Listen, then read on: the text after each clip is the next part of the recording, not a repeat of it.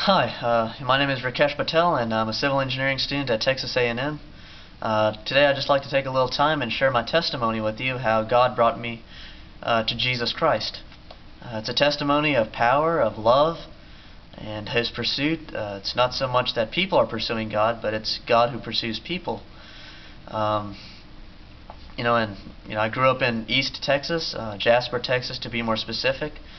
It's a town of about 8,000 people. I grew up in a family who believes in Hinduism. Hinduism is polytheistic. They believe in many gods. They believe in reincarnation, in karma, things like that. And so I grew up as a Hindu. And I also grew up with OCD, obsessive compulsive disorder. It's an anxiety disorder where people have obsessive thoughts and they do rituals to try to stop these thoughts or to relieve the stress. And some people shower for hours a day just because they have obsessive thoughts where they never feel clean. I had obsessive thoughts about the end of the world. It started in the first grade. You can imagine a 6-year-old trying to, obsessing about the end of the world for like about 2 weeks. Sometimes it'd be every minute, every second. This especially started after my 5th grade year. I started obsessing about the end of the world, and it seemed almost every minute, or if not every minute, then every second, or not every second, then certainly at least every hour of the day I would have these obsessive thoughts about the end of the world, or I was at least trying to fight them. And it took a lot of strength out of me. It was very stressful. But anyway, one of the days that changed my life was January 23rd, 2006, when I watched this show on the History Channel. It was a show called The Decoding the Bible or something like that. It talked about the end of the world. And so, I figured, I would start obsessing about these thoughts again. But I wanted to watch the show anyway. So I watched the last 10 minutes of the show, and sure enough, it's about the end of the world, and I started obsessing about it again. And this time the show gave a year, and I started obsessing that it might be that year.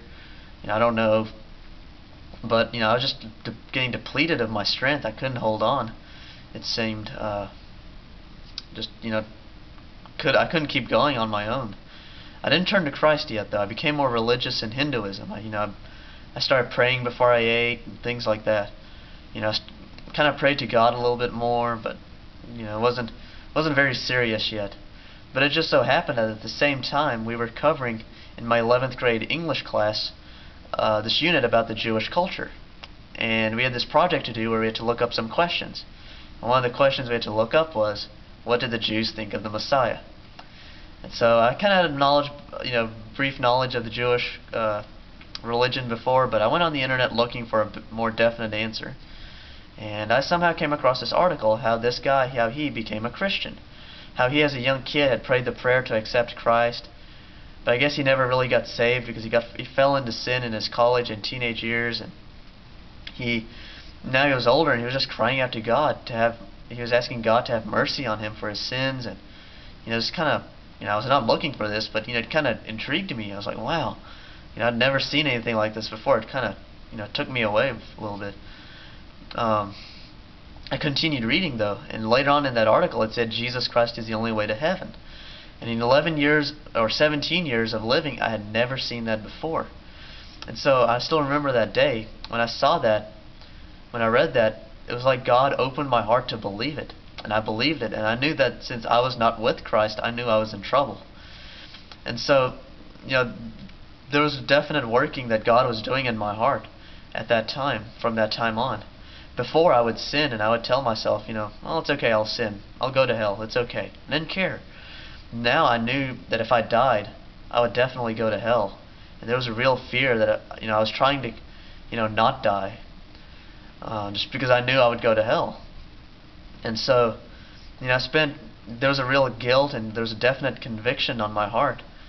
And I knew, looking back, I knew I stand guilty.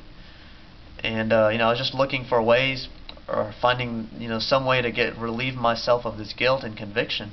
So I tried to find answers in Hinduism. I spent hours on the internet looking up stuff in different religions, Judaism, Islam, Buddhism, Christianity. I wanted just to stay a Hindu because I knew if I changed, if I became a Christian, my parents would kind of be shocked, and so definitely be leaving my comfort zone. But you know, I tried to find assurance in Hinduism. I never found it. You know, before this time, I told myself that I'd become more religious in my 40s or 50s. You know, try to push it away, but it wasn't the Lord's will. And I told myself while I was going through this time that, you know, I'd look into Christianity within a year, and that was not God's plan either.